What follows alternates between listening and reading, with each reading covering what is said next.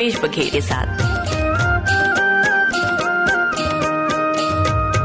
लोकवाणी के माध्यम से प्रदेश की जनता और श्रोताओं से मुखातिब माननीय मुख्यमंत्री श्री भूपेश बघेल जी और आप सभी को नव वर्ष 2022 की कोटि कोटि बधाइयां और अनंत शुभकामनाएं। माननीय मुख्यमंत्री जी, आपके नेतृत्व में विगत 3 वर्षों में जन भागीदारी और विकास का जो ताना बाना बना है, उससे ये विश्वास जागा है कि नए वर्ष में सफलताओं और जन सशक्तिकरण के नए रंग भरे जाएंगे।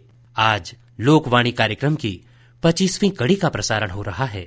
इस अवसर पर हम आपका सादर हार्दिक अभिनंदन करते हैं। जम्मू सियान मन, दाई दीदी मन, संगवारी मन, नोनी बाबू मन, भतीजा भतीजी मन ल जय जोहार, नमस्कार, जय सिया राम। नवा बछर 2022 नवा छत्तीसगढ़ गढ़े के हमर जतन उत्साह और न्याय के उद्यम ल नवा बल देवाय। आप जम्मू मन ल हृदय ले शुभकामना। नवा बछर के नवा बिहनिया, जय हो छत्तीसगढ़ मैया। संगवारी हो, हमन जुर मिल के ऐसन नवा छत्तीसगढ़ गढ़त हन जेमा सब्बो मन के सम्मान हुए, बराबरी के अधिकार हुए, अनुसूचित जनजाति, अनुसूचित जाति, अन्य पिछड़ा वर्ग, सामान्य वर्ग, अल्पसंख्यक वर्ग, जम्मू मन छत्तीसगढ़ महतारी के गुलशन के अलग अलग फूल असन महमहाए। जात पात के जहर छत्तीसगढ़ में झन फैल पाए, एकर बर हमन विशेष जतन करत हन। और छत्तीसगढ़ के ऐतिहासिक सांस्कृतिक परंपरा हमर पुरखा मन के विरासत ला बचा के उखर सपना ला पूरा करत जाबो, नवा छत्तीसगढ़ गढ़त जाबो, यही हमर संकल्प हवय। माननीय मुख्यमंत्री जी, लोकवाणी की 25वीं कड़ी का विषय है युवा सपने और छत्तीसगढ़। हमारा छत्तीसगढ़ राज्य भी अब 21 वर्ष पूर्ण कर चुका एक युवा राज्य है। 12 जनवरी को युवाओं के प्रेरणा स्रोत स्वामी विवेकानंद का जन्म दिवस है, जिसे हम युवा दिवस के रूप में मनाते हैं। इस अवसर पर हमारे कुछ युवा साथियों ने वर्ष 2020 की आपकी पहल को याद किया है। आइए सुनते हैं उनके विचार और आपकी बात। भूपेश काका जय जोहार। मैं हिमांशु यादव ग्राम मंदिर हसौद जिला रायपुर से बोल रहा हूं। 2020 में आपने स्वामी विवेकानंद जी के जन्म दिवस के अवसर पर जो युवा दिवस का आयोजन किया था, उसमें युवाओं को न सिर्फ अपनी प्रतिभा दिखाने का मौका मिला था, बल्कि स्वामी विवेकानंद के विचारों को जानने समझने का अवसर भी मिला था। आपने हम युवाओं के लिए जिस तरह से विकास का रोड मैप बनाया है, उसके लिए आपको धन्यवाद। माननीय मुख्यमंत्री जी प्रणाम। मैं कुमारी करुणा ग्राम शास्त्री चौक मंदिर हसौद जिला रायपुर से बोल रही हूँ। आपने 2020 में युवा महोत्सव का आयोजन किया था, वह शानदार था। एक लघु भारत साइंस कॉलेज परिसर रायपुर में उमड़ आया था। किसी भी तरह की जाति धर्म संप्रदाय का भेदभाव नहीं था। यह आपकी अच्छी सोच के कारण ही संभव हुआ था। क्या इस बार भी ऐसा आयोजन हो रहा है? कृपया अवगत कराने का कष्ट करें। धन्यवाद। भतीजा हिमांशु और भतीजी करुणा, शुभ स्नेह। युवा महोत्सव के आयोजन को लेकर आपने जो कहा, उससे मुझे बहुत खुशी और गौरव का अनुभव हुआ है। मैं जानता हूँ हमारे युवा जात पात से दूर वैज्ञानिक ढंग से सोचते हैं। यही वजह है कि हमने 3 दिनों तक 10,000 युवाओं को एक साथ रखने का इंतजाम किया था, जिसमें 800 से अधिक प्रस्तुतियाँ हुई थी। वर्ष 2021 में कोरोना के कारण यह आयोजन नहीं कर पाए थे। इस वर्ष सब कुछ सामान्य लग रहा था। हमने युवा महोत्सव 2022 के आयोजन की घोषणा कर दी थी, लेकिन फिर जिस तरह से कोरोना बढ़ रहा है, उसे देखते हुए आयोजन स्थगित करने का निर्णय लेना पड़ा है। लेकिन जैसे ही सब कुछ ठीक होगा, हम इस तरह युवाओं के लिए आयोजन जरूर करेंगे। जहाँ तक आपने नया वर्ष, युवा सपने, युवा दिवस और नवा छत्तीसगढ़ की बात की है, तो मैं यह बताना चाहता हूँ, इन सब के बीच एक अंतर संबंध है। स्वामी विवेकानंद जी का रायपुर से अटूट नाता है। वे मात्र 39 वर्ष जिए, सर्वाधिक समय कलकत्ता में रहे। उसके बाद किसी अन्य स्थान पर रहने की उनकी सर्वाधिक अवधि छत्तीसगढ़ में ही रही। जब उनका मन आध्यात्म की ओर बढ़ रहा था, उस समय वे छत्तीसगढ़ की हवा, पानी, माटी और धड़कन से एकाकार हो रहे थे। इस तरह एक वैज्ञानिक क्रांतिकारी सन्यासी स्वामी विवेकानंद ने जो छाप छत्तीसगढ़ में छोड़ी है, उसे चिरस्थायी बनाने के लिए हमने उनके जन्मदिन 12 जनवरी को युवा महोत्सव का आयोजन करने की शुरुआत सन 2020 में की थी। आज स्वामी विवेकानंद को कुछ लोग अपनी राजनीति के लिए दक्षिणपंथी करार देते हैं, जबकि स्वयं स्वामी जी ने जो कहा था वह विश्व धर्म और आध्यात्म के इतिहास में स्वर्ण अक्षरों में दर्ज है। शिकागो में स्वामी जी ने साफ कहा था कि धर्म के नाम पर दुनिया में बहुत खून बहाया जा चुका है। सांप्रदायिकता, हरधर्मिता, धर्मांतता ने कई बार सभ्यताओं को नष्ट किया है और दुनिया में निराशा फैलाई है। स्वामी जी ने कहा था, अगर जात पात, धर्म, संप्रदाय के नाम पर हिंसा न होती तो आज का मानव समाज बहुत उन्नत होता। उस जमाने में भी स्वामी जी दुनिया में घूम घूम कर कहते थे, मैं यहाँ किसी एक धर्म का प्रचार करने नहीं आया, बल्कि एक ऐसे दर्शन का प्रचार कर रहा हूँ जो दुनिया के सभी धर्मों में निहित है। उन्होंने कहा था, मैं किसी धर्म का विरोधी नहीं हूँ, हर धर्म के लोगों को तेजस्वी बनाने का प्रयास कर रहा हूँ। आज जो स्वामी जी को आध्यात्मिक संत बताकर उनके योगदान को छोटा करना चाहते हैं, उन्हें बताना चाहता हूँ कि स्वामी जी विरक्ति की बात नहीं करते थे, बल्कि क्रांति की बात करते थे, कुरीतियों से लड़ने और समाधान की बात करते थे। माननीय मुख्यमंत्री जी, छत्तीसगढ़ के युवाओं ने अपनी बहुमुखी प्रतिभा का प्रदर्शन पिछले दिनों किया है। आपने भी अनेक बार ये कहा है कि युवा प्रतिभाओं को संवारने, उन्हें अवसर देने और आगे बढ़ाने की दिशा में आप बहुत से नए कदम उठाएंगे। इस संबंध में हमारे कुछ युवा साथियों ने अपनी जिज्ञासा व्यक्त की है। आइए सुनते हैं उनकी आवाज में उनकी बातें। मैं हिमांशु मानिकपुरी, जिला दुर्ग से बोल रहा हूँ। सम्मान्य मुख्यमंत्री जी प्रणाम। हमने मुख्यमंत्री खिलाड़ी प्रोत्साहन योजना के बारे में पढ़ा था, कृपया इसके बारे में विस्तार से जानकारी देने की कृपा करें। माननीय मुख्यमंत्री जी, जय जोहार। मैं रामेश्वरी नेताम, जिला बस्तर से बोल रही हूँ। थिंक बी योजना के बारे में एक खबर हमने पढ़ी थी, कृपया इसके बारे में बताइए ताकि हम लोग इसका लाभ उठा सकें। माननीय मुख्यमंत्री जी, जय जोहार। मैं रमेश पटेल, जिला कोंडागांव से बोल रहा हूँ। हाल ही में बादल परियोजना के बारे में कहीं चर्चा सुना था, इसका लाभ किसको और कैसे मिलेगा, इस बारे में विस्तार से बताने की कृपा कीजिए। हिमांशु, रामेश्वरी और रमेश जी, जय जोहार। मेरा मानना है कि आज के जमाने में युवाओं का कैरियर केवल सरकारी नौकरी से ही नहीं बनता, बल्कि हमारे युवा साथियों ने अपनी रुचि और प्रतिभा के बल पर संभावनाओं का नया आकाश खोल दिया है। आप में जो संभावनाएं दिख पड़ी है, उन्हें साकार करने की दिशा में हम बहुत से प्रयास कर रहे हैं। छत्तीसगढ़ के इतिहास में पहली बार खेल प्रशिक्षण की समग्र अधोसंरचना का निर्माण किया गया है, जिसके अंतर्गत 9 अकादमी स्थापित की जा चुकी है। फुटबॉल में बालिकाओं के लिए तथा कबड्डी, तीरंदाजी, एथलेटिक्स तथा हॉकी में बालक बालिकाओं दोनों के लिए इस तरह 9 अकादमियां शुरू हो चुकी है। टेनिस स्टेडियम और अकादमी भवन निर्माण के लिए राशि स्वीकृत की जा चुकी है।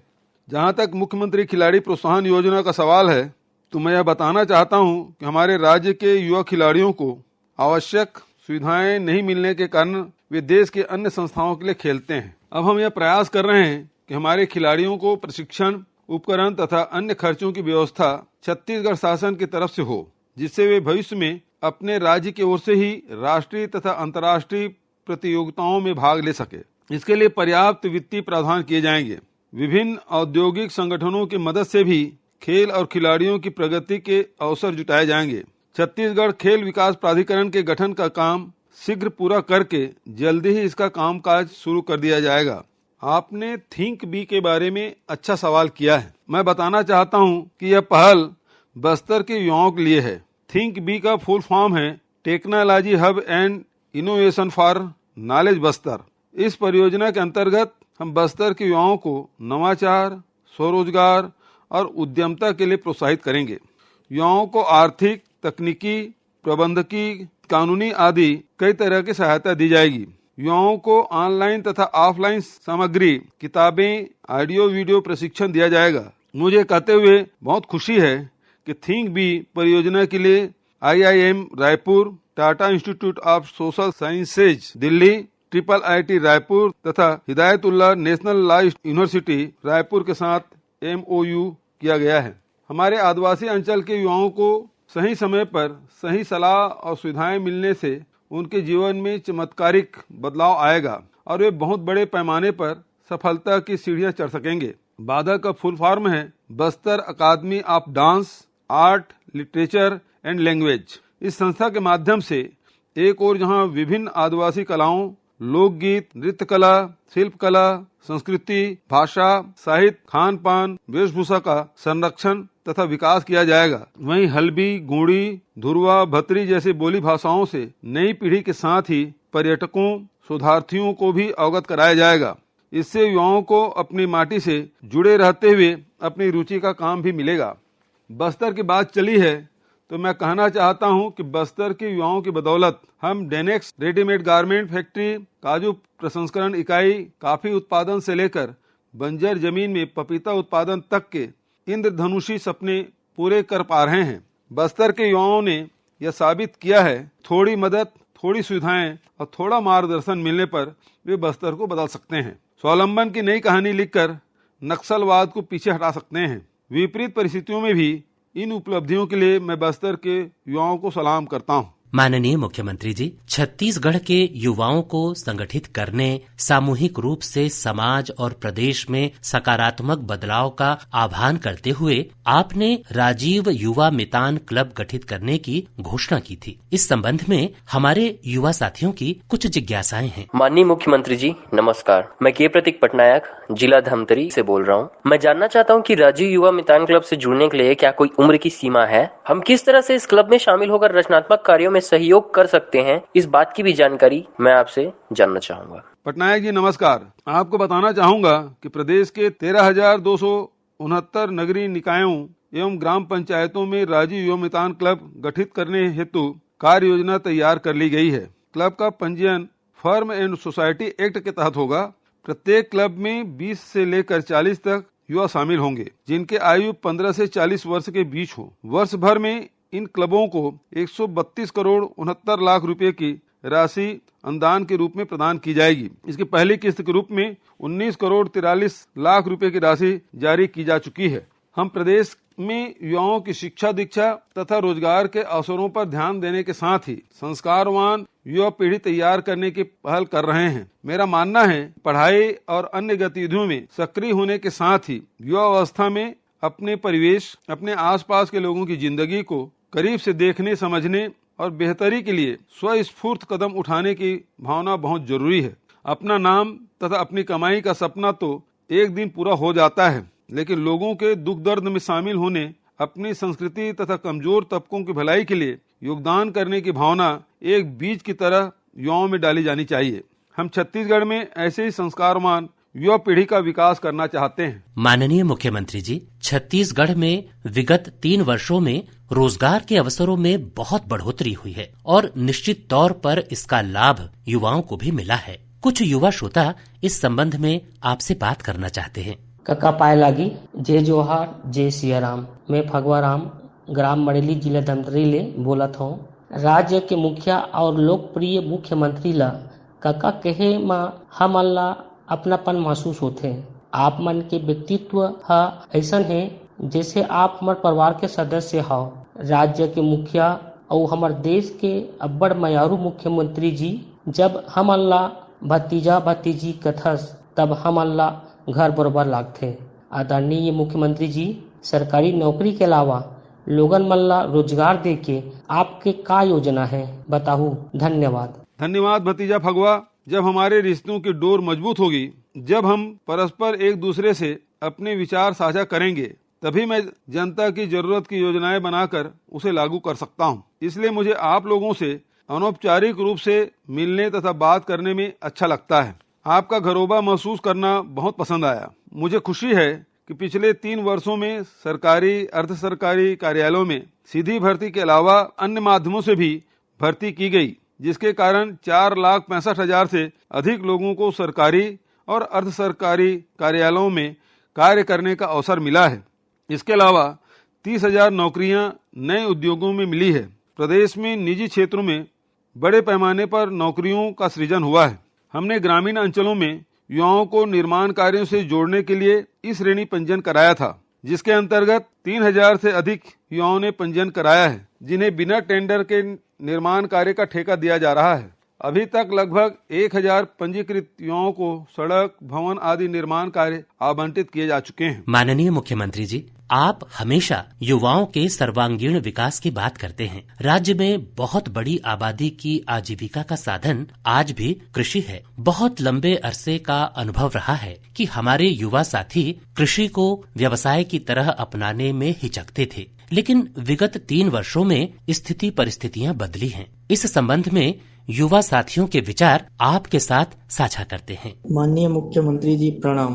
मैं मुकेश कश्यप ग्राम कुसुमतरा जिला मुंगेली से बोल रहा हूँ। आपने निश्चित तौर पर राज्य गठन के बाद सर्वाधिक सरकारी नौकरियों का सृजन किया है, लेकिन जिस पैमाने पर रोजगार की जरूरत है वह सिर्फ सरकारी नौकरी से पूरा नहीं हो सकता। छत्तीसगढ़ में परंपरागत रूप से रोजगार का सबसे बड़ा साधन कृषि क्षेत्र है। आप ऐसा क्या कर रहे हैं कि हमारे युवा साथी खेती किसानी को ही अपनाएं, उनका आकर्षण खेती के लिए बढ़े?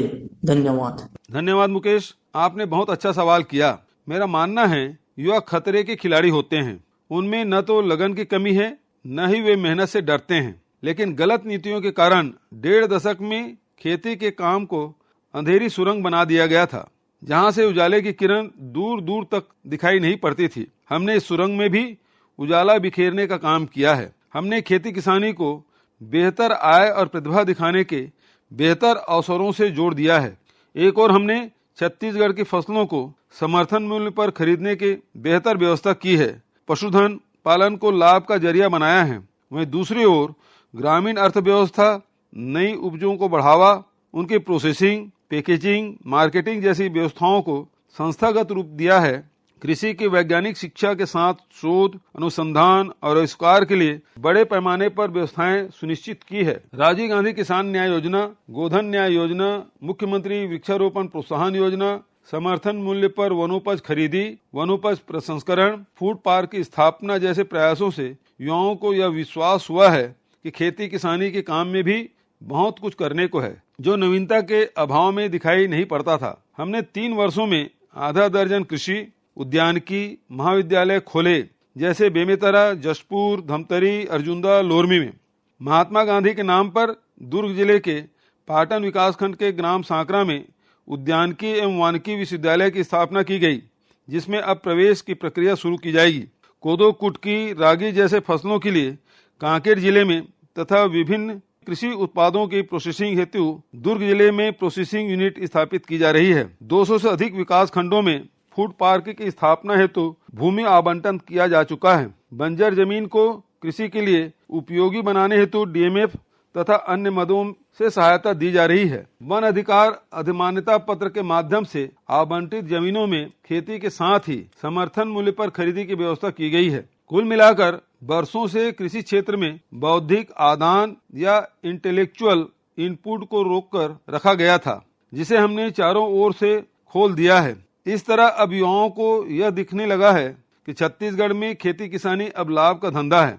यही वजह है कि बहुत से किसान पुत्र तथा पुत्रियां उच्च शिक्षित होने के बावजूद अब खेती किसानी तथा इससे जुड़े हुए कारोबार अपना रहे हैं। माननीय मुख्यमंत्री जी, शिक्षा की गुणवत्ता को लेकर भी सवाल उठाए जाते हैं। हालांकि इस दिशा में आपने बहुत ही सुविचारित ढंग से प्रयास किए हैं। इस संबंध में आए कुछ सवालों से आपको अवगत कराते हैं। मैं कुमारी राखी, नगर पंचायत दल्ली राजरा, जिला बालोद से बोल रही हूँ। माननीय मुख्यमंत्री जी को मेरा सादर प्रणाम। मुख्यमंत्री जी, एक बात आपसे शेयर करना चाह रही हूँ कि बच्चों को अच्छी शिक्षा मिलेगी तभी उनकी बुनियाद मजबूत होगी, तभी वे एक सक्षम युवा के रूप में बड़ी प्रतियोगी परीक्षाओं में सफल हो सकेंगे। मैं चाहती हूँ कि प्रयासों के साथ आप कुछ उपलब्धियों पर प्रकाश डालने का कष्ट करें। धन्यवाद। राखी बिटिया, बहुत बढ़िया सवाल है। देखिए, शिक्षा में दोनों चीजें महत्वपूर्ण हैं। पहला, उसकी व्यापकता, अर्थात सभी को शिक्षा का अवसर तथा अधिकार मिलना चाहिए। वहीं दूसरी ओर शिक्षा उपयोगी, सार्थक हो, इसके लिए शिक्षा का गुणवत्तापूर्ण होना आवश्यक है। हमने इन दोनों ही मोर्चे पर काम किया है। कमजोर आर्थिक स्थिति वाले परिवारों के बच्चों को कक्षा 12वीं तथा निःशुल्क शिक्षा दिलाने के लिए देश में पहली बार हमने शिक्षा के अधिकार के प्रावधान को बढ़ाया है। बेटियों को स्नातकोत्तर तक निःशुल्क शिक्षा दिलाने की व्यवस्था की है। शिक्षा की गुणवत्ता बढ़ाने के लिए स्वामी आत्मानंद उत्कृष्ट अंग्रेजी माध्यम विद्यालय योजना लागू की गई है। हिंदी माध्यम की शालाओं के लिए भी यह सुविधा उपलब्ध कराने की शुरुआत कर दी गई है। स्कूल से लेकर कॉलेज तक सुविधाओं में वृद्धि की गई है। साथ ही कमजोर तबकों की सुविधाओं में भी वृद्धि की गई है, जैसे स्कॉलरशिप, भोजन सहायता राशि आदि में बढ़ोतरी की गई है, ताकि वे अपनी पढ़ाई पूरी करके बेहतर रोजगार के अवसर हासिल कर सकें। मुझे यह बताते हुए खुशी है कि हमने प्रयास आवासीय विद्यालयों की संख्या और गुणवत्ता भी बढ़ाई है, ताकि नक्सल प्रभावित जिलों और अनुसूचित क्षेत्रों के प्रतिभावान बच्चे देश के प्रतिष्ठित संस्थानों में उच्च शिक्षा हासिल कर सके।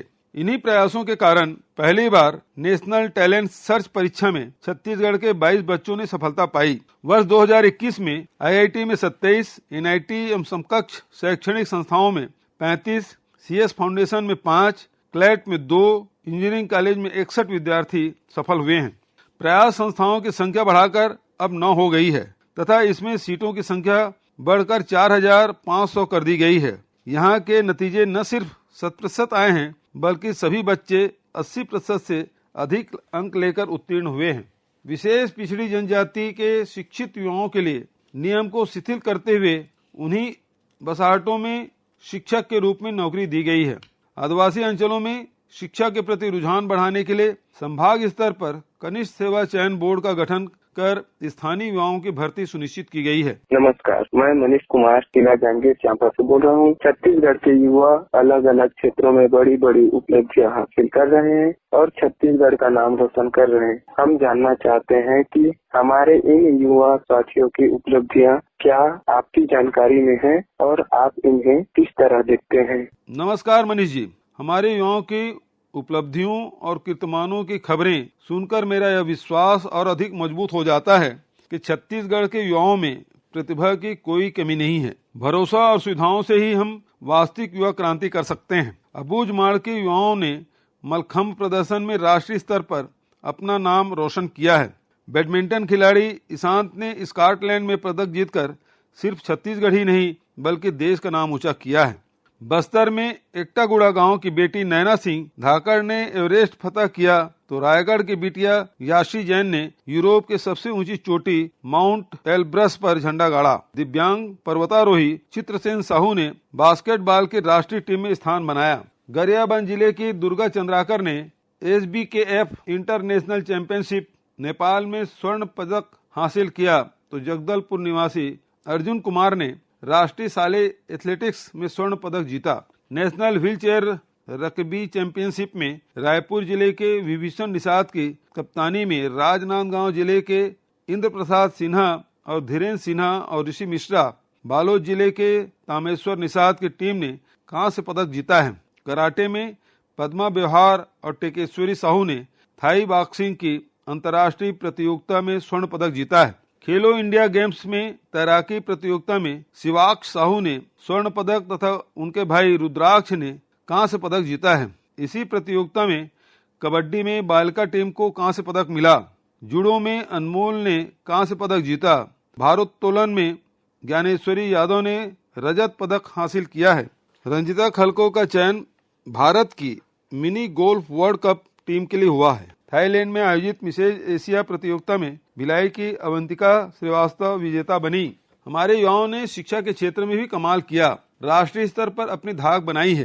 रायपुर निवासी भ्रमर जैन ने CA फाइनल की परीक्षा में देश में पहला स्थान हासिल किया है। National artificial intelligence for youth programme के लिए महासमुंद जिले के शासकीय कुलदीप निगम उच्चतर माध्यमिक विद्यालय नर्रा के 7 छात्र छात्राओं वैभव देवांगन, धीरज यादव, घनश्याम निषाद, यमुना यादव, हिमांशी देवांगन, परमेश्वरी यादव, गोपिका देवांगन के अलावा शासकीय उच्चतर माध्यमिक विद्यालय लेंजवारा जिला बेमेतरा की छात्रा अंजलि निर्मलकर और girls higher secondary school Raipur की छात्रा अंकिता नामदेव शामिल हैं।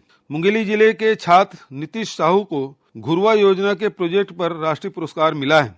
रायपुर स्थित RD तिवारी स्वामी आत्मानंद स्कूल के छात्र आदित्य चौरसिया को पेंटिंग के लिए भारत सरकार द्वारा पुरस्कृत किया गया। UPSC के ताजा नतीजों में सिमीकरण, उमेश प्रसाद गुप्ता, सुथान, आयुष खरे, जितेंद्र यादव, योगेश पटेल ने सफलता हासिल की।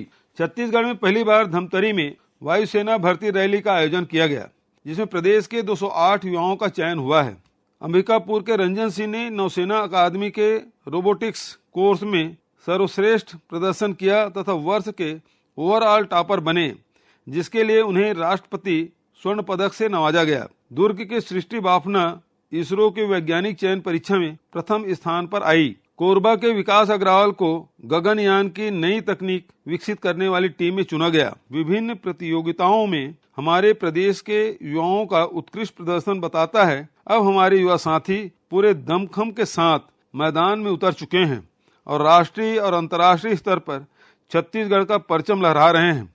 युवा ऊर्जा और युवा उम्मीदों से नवा छत्तीसगढ़ दमकने लगा है। यह सकारात्मक चेतना की क्रांति है जो लगातार आगे बढ़ते जाएगी और नवा छत्तीसगढ़ गढ़ती जाएगी। माननीय मुख्यमंत्री जी, एक बार फिर कोविड-19 का संक्रमण पूरी दुनिया में बढ़ रहा है। इसकी रोकथाम के लिए प्रयास शुरू हो गए हैं। नए वेरिएंट ओमिक्रॉन को लेकर लोगों में जिज्ञासा है। इस संबंध में आपके विचार उपयोगी होंगे। कोरोना के नए वेरिएंट को ओमिक्रॉन के नाम से पहचाना गया है, लेकिन इसके भी शुरुआती लक्षण सर्दी, बुखार, गले में खराश जैसे पहले की तरह ही है। हमारा पुराना अनुभव है कि कोरोना को लेकर किसी तरह की दहशत नहीं होनी चाहिए। सबसे पहले इतनी सावधानी बरतनी चाहिए कि कोरोना हो ही नहीं। सरकार की ओर से हर संभव तैयारी की गई है, लेकिन प्रत्येक व्यक्ति को सचेत रहकर निजी सावधानी बरतनी आवश्यक है। नाक मुंह ढक कर रखें, फेस मास्क को सही ढंग से लगाएं, साबुन पानी से हाथ धोते रहें, भीड़ वाली जगह से बचें, फिजिकल डिस्टेंसिंग रखकर ही किसी से मेल मुलाकात करें। हमने जिला प्रशासन को निर्देशित किया है कि स्थानीय परिस्थितियों के अनुसार सार्वजनिक प्रतिबंधात्मक उपाय किए जाएं। कोरोना प्रोटोकॉल का पालन करें। कोरोना से बचने के लिए टीके का दोनों डोज लगवाना जरूरी है। जिन्होंने पहला डोज लेकर छोड़ दिया है वे दूसरा डोज पूरा करें। 15 से 18 वर्ष की उम्र के किशोर किशोरियों के लिए टीकाकरण शुरू हो गया है और मुझे खुशी है हमारे नवयुवा बड़ी संख्या में टीका लगवा रहे हैं। मैं चाहूंगा कि यह अभियान 100% सफल हो। इस माह 14 जनवरी को मकर संक्रांति तथा पोंगल का त्योहार है। 17 जनवरी को छिरछरा पुन्नी शाकंभरी जयंती, 26 जनवरी को गणतंत्र दिवस है। इसके लिए मैं आप सबको अग्रिम बधाई और शुभकामनाएं देता हूं। 20 जनवरी को अमर शहीद गैन सिंह की पुण्यतिथि, 21 जनवरी को हेमू कलानी शहीद दिवस, 23 जनवरी को नेताजी सुभाष चंद्र बोस की जयंती तथा 30 जनवरी को राष्ट्रपिता महात्मा गांधी की पुण्यतिथि है। मैं इन महान विभूतियों को सादर नमन करता हूं और युवा साथियों से अपील करता हूं कि इनके आदर्शों का मनन करें और अपने जीवन में अपनाएं। धन्यवाद। जय हिंद, जय छत्तीसगढ़। श्रोताओं, लोकवाणी का आगामी प्रसारण 13 फरवरी 2022 को होगा, जिसमें माननीय मुख्यमंत्री सुगम उद्योग व्यापार उन्नत कारोबार विषय पर चर्चा करेंगे। आप इस विषय पर अपने विचार, सुझाव और सवाल दिनांक 27, 28 और 29 जनवरी 2022 को दिन में 3 बजे से 4 बजे के बीच फोन करके रिकॉर्ड करा सकते हैं। फोन नंबर इस प्रकार हैं: 0771 के बाद 400-3482, 400-3483 और 400-3484। और इसी के साथ ये कार्यक्रम संपन्न होता है। नमस्कार, जय जोहार।